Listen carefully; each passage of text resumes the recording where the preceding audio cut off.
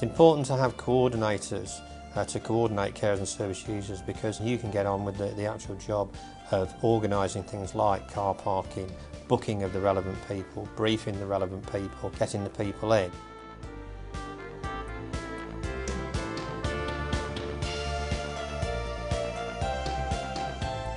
Access, access, access. There's a long distance to go from the car park to here in cold wind, and even just negotiating round the building itself is not easy at all.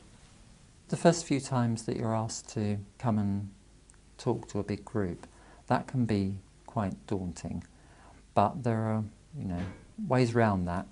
For instance, we normally have two of us doing a presentation, and that becomes very natural then, because one of you speaks, and whereas if you were on your own, you'd sort of dry up and think, well, I don't know what to say next. The other person will be listening to you, and into their mind will come related ideas. So they put their 2 pennies worth in, and then it bounces backwards and forwards.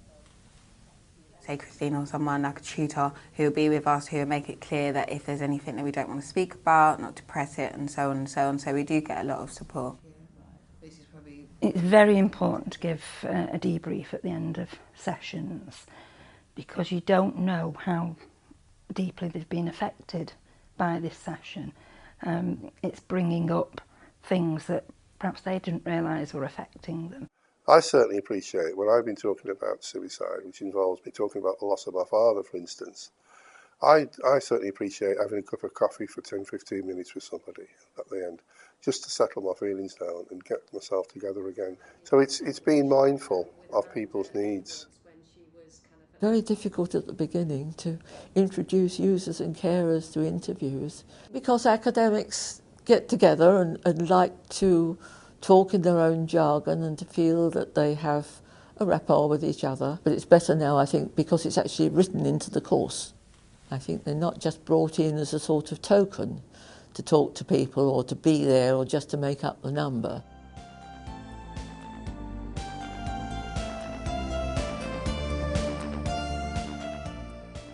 I think the challenges are really based on economics. I think there is very little money available for the development of service user and carer involvement. I think at the moment it's less than £8,000. I don't think that's good enough. I think A, it should be more money, and B, it should be defined over a longer period of time. It's been a struggle to meet the challenge of payments. We had all sorts of problems about, whether they needed to be taxed, whether they were self-employed, issues around.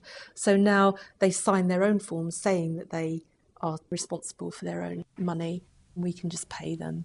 So that makes so much more sense to them. We submit a pay claim form and that gets actioned and we get the money through the post quite quickly.